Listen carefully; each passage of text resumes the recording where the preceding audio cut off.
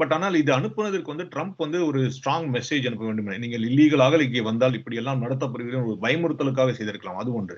ஆனால் உண்மையில் அது மனிதாபமற்ற செயலாக தான் நானும் கருதுகிறேன். ஒருத்தரை 40 மணி நேரம் அது ஒரு மிலிட்டரி ஃபிளைட்டில் குழந்தைகள் மற்றும் பெண்களை கடத்தும் போது அதற்கான சைக்காலஜிக்கல் ஃபேக்டர்ஸ் எல்லாம் அவர்கள் எப்படி பயந்திருப்பார்கள் என்பதெல்லாம் உண்மை. அதற்கு கண்டிப்பாக அதை இந்திய அரசாங்கம் கேள்வி எழுப்ப வேண்டும் என்று நினைக்கிறேன்.